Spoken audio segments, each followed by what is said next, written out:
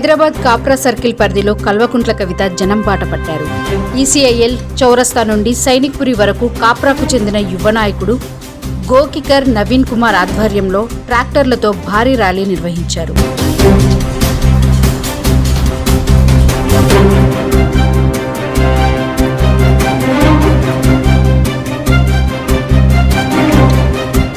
ఈ సందర్భంగా కాప్రాలో విలేకరుల సమావేశంలో ఆమె మాట్లాడుతూ ఉప్పల్ నియోజకవర్గంలో అనేక సమస్యలు నెలకొని ఉన్నాయని, మహా కుంభమేళాలో మృతి చెందిన ప్రజలకు ప్రభుత్వం తరపున స్థానిక ఎమ్మెల్యే ఎలాంటి చొరవ చూపలేదన్నారు. స్థానిక ఎంపీ కేంద్ర ప్రభుత్వం ద్వారా 2 లక్షల రూపాయలు ఇప్పిస్తామని ఇప్పించలేదన్నారు.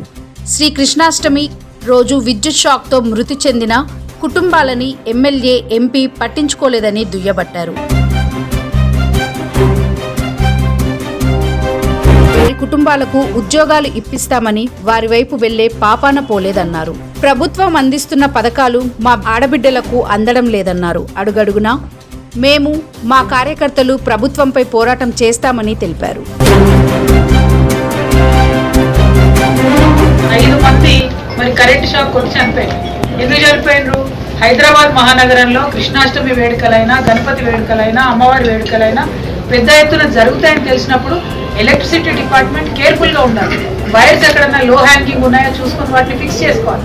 మీరు ఫిక్స్ చేయలేదు కాబట్టి అక్కడ 5 మంది ప్రాణాలు కోల్పోయాయి. మరి 5 మంది కూడా పాపం వాళ్ళ కుటుంబాలు, వాళ్ళ మొత్తం కుటుంబాలు వాళ్ళ మీద ఆధారపడి ఉన్నాయి. ఇప్పటి వరకు 5 నెలలు గడుస్తున్నా ప్రభుత్వం నుండి కనీసం ₹1 కూడా సహాయం వాళ్ళకి అందలేదు. 5 లక్షల రూపాయలు మీరు ఎక్స్గ్రేషియా ఇస్తామని ప్రకటించారు, ఇంతవరకు ఇవ్వలేదు. చనిపోయిన 5 మంది కూడా నవ యువకులు, వారి కుటుంబాలకు డబ్బు సంపాదించి పెట్టేవారు. కాబట్టి వారి కుటుంబంలో ఒకరికి ఉద్యోగం ఇవ్వాలని చెప్పి కూడా మేము డిమాండ్ చేస్తూ ఉన్నాం. అదేవిధంగా ఆ తర్వాత మరి కుంభమేళకు సంబంధించి యాక్సిడెంట్ జరిగింది. దాంట్లో కూడా ఒకే కాలనీలో పక్కపక్క ఇళ్లలో 7 మంది చనిపోవడం జరిగింది. ఎంత దారుణం అంటే మన కాన్స్టిట్యున్సీ ఎమ్మెల్యే గారు, ఉప్పల్ కాన్స్టిట్యున్సీ ఎమ్మెల్యే గారు 7 మంది చనిపోతే కనీసం పోయి చూసిన దాఖలా లేదు. మీకు ఓట్లేసి ఆ కాలనీ వాళ్ళంతా తిరిగి మిమ్మల్ని గెలిపిస్తే కనీసం మీరు అక్కడ పోయి చూడలేదు. ఇక అక్కడ ఉన్న ఎంపీ గారు పోయేమో 2 లక్షల రూపాయలు ఇప్పిస్తా నేను మోడీ గారి దగ్గర నుంచి, ఈ పిల్లల్ని దత్తత తీసుకొని చదువులు చెప్పిస్తా అని చెప్పడం జరిగింది. కానీ ఇంతవరకు కూడా వాళ్ళకి ముఖం చూపించలేదు. సంవత్సర కాలం అయిపోయింది. మేము తెలంగాణ జాగృతి నుంచి చెప్పినాం, ఆ 4 పిల్లలు ఎవరైతే తల్లిదండ్రులకు దూరమైనారో మరి వారికి మేము జాగృతి నుండి మేము చదువు చెప్పిస్తామని చెప్పడం జరిగింది. అదేవిధంగా మరి మా సంస్థగా మేము ఎంతగా చేస్తాం? ప్రభుత్వాలు చేయాలి, ఎంపీలు ముందుకు రావాలి, ఎమ్మెల్యేలు ముందుకు రావాలి. ప్రభుత్వాలు చేస్తే ప్రజలకు ఏమైనా సహాయం అయితే. సో ఇక్కడ ఎక్కడ చూసినా ఉప్పల్ నియోజకవర్గం అంతా కూడా మరి ఈ సమస్యలతో పాటు చాలా పెద్ద ఎత్తున ప్రజలు వెయిట్ చూస్తూ ఉన్నారు. ముఖ్యంగా మా ఆడపిల్లలు 2500 రూపాయలు ఏదైతే ప్రభుత్వం ఇస్తామని చెప్పిందో అది ఇవ్వలేదని ఎదురు చూస్తూ ఉన్నారు. పెన్షన్లు పెరుగుతాయని మా పెద్దవాళ్ళందరూ కూడా ఎదురు చూస్తున్నారు. మరి ఆడబిడ్డలు 18 ఏళ్ళు నిండినటువంటి వాళ్ళు స్కూటీలు ఇస్తారని ఎదురు చూస్తున్నారు. ఇట్లా అనేక సమస్యలు ఉన్నాయి. ఒక్క ఉప్పల్లోనే ఇన్ని సమస్యలు ఉన్నాయి. ఇప్పుడు నెక్స్ట్ మల్కాజ్గిరికి ఎంటర్ అవుతా ఉన్నాం. మరి అక్కడ ఎన్ని సమస్యలు ఎదురవుతాయో అని చెప్పి ఆలోచన చేస్తూ ఉన్నాం. వీటన్నిటిలో అండర్ గ్రౌండ్ అండర్లైన్ అర్థమవుతుంది ఏంటంటే ప్రభుత్వాలు కదా, రాష్ట్ర ప్రభుత్వం అయినా కేంద్ర ప్రభుత్వం అయినా అధికారంలో ఎవరున్నా సరే ప్రజల మీద దృష్టి లేదు. ఎంతసేపు పెద్ద మాటలు చెప్పాలి, పెద్ద పథకాలు ఉన్నాయని చెప్పాలి, కానీ కింద స్థాయిలో ఉన్న ప్రజల్ని పట్టించుకుంటలేరు. అది మారాలి కాబట్టి తెలంగాణ జాగృతి జనం బాట పట్టింది. మేము ఎక్కడికి వెళ్ళినా ఓట్లు అడుగుతలేం, సీట్లు అడుగుతలేం, సమస్యల గురించి అడుగుతున్నాం. అడిగేవాడు ఒకడు ఉండాలి ఈ సమాజంలో. అడిగితేనే ప్రభుత్వాలు దిగొస్తాయనే విషయాన్ని తెలుసుకొని మేము అడుగుతా ఉన్నాం. మేము ఈ నెల రోజుల నుంచి చేస్తున్న జనం బాటలో ఇన్ని జిల్లాలు కవర్ చేసుకుంటూ వచ్చినాం. ఏ జిల్లాకు పోయినా అక్కడ అధికార యంత్రాంగం అంతా కూడా కదులుతా ఉన్నాం. ఆ కదలికనే మాకు కావాలి, ఆ మార్పే మాకు కావాలి. దానికోసమే మేము అడుగుతా ఉన్నాం. దానికోసమే జనం బాట చేపట్టినాం.